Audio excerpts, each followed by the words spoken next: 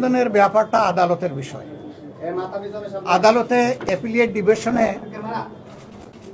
যখন দেশে একটা ডেডলক চলছিল, সেই সময় একটা হিয়ারিং হওয়ার কথা ছিল।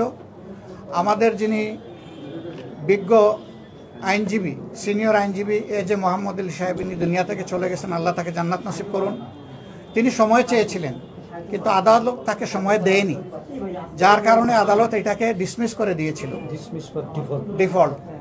তো এখানে আইনের সুযোগ আছে, এটা এখন আমাদের প্রসঙ্গ নয়। এখন জাতিকে আগে কিভাবে আমরা পিস এবং ট্রাঙ্কুইলিটির দিকে আনবো, সেটা হচ্ছে আমাদের মূল প্রসঙ্গ এখন। আর যেটা বলেছেন যে আমাদেরকে বেআইনি ঘোষণা করেছে, যে গতকালকে আমরা রাষ্ট্রপতির সাথে দেখা করেছি, তো সেখানে কি বলেছেন জানি, হ্যাঁ, অন্তর্বর্তীকালীন আমরা কোনো রূপরেখা তৈরি করেছি কিনা। আসলে দেখেন, এটা নতুন না, এরকম আরো 2টা অন্তর্বর্তীকালীন সরকার, আপনি অন্তর্বর্তী বলেন, কেয়ারটেকার বলেন, যাই বলেন, এর আগে হয়ে গেছে এবং তার এক্সপেরিমেন্ট এই দেশে আছে। কাজে এটা নিয়ে খুব বেশি হোমওয়ার্ক করার বেশি দরকার পড়বে না, এখানে সুযোগ আছে।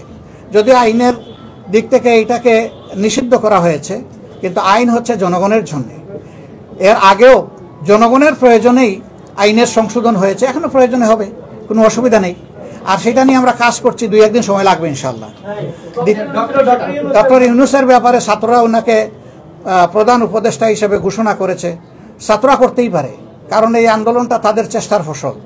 তাদেরকে আমরা সম্মান করি, তাদেরকে আমরা অত্যন্ত গভীর শ্রদ্ধার সাথে আমরা ধারণ করি, এবং যদি সত্যিকার অর্থে জাতি একটা সুস্থ রাস্তায় উঠে, তাহলে এটা হবে তাদের ত্যাগের ফসল। এই জন্য তারা হবেন জাতীয় বীর আমাদের কাছে। তাদের এই অধিকার আছে এই ধরনের কিছু বলার, কিন্তু আমাদের সাথে এই ধরনের কোনো কনসেনসাস নিয়ে বলতে হবে, এটা তাদের দায়িত্ব নয়। আমরা শুধু রাষ্ট্রপতিকে অনুরোধ করেছি তিনি যেন তাদেরকেও শুনেন। তিনি কথা দিয়েছেন তাদের শুনবেন।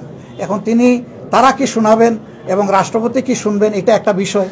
আর স্টেক হোল্ডারে অনেকগুলা দল আছে, সিভিল সোসাইটি আছে, রাষ্ট্রপতি তাদেরও কথা শুনবেন বলে আমাদেরকে বলেছেন। সুতরাং এটাতে একটু সময় লাগবে। আমরা এখন এই বিষয়ে কোনো মন্তব্য করছি না, তবে আমরা তাদের সমস্ত প্রক্রিয়াকে শ্রদ্ধার সাথে দেখি।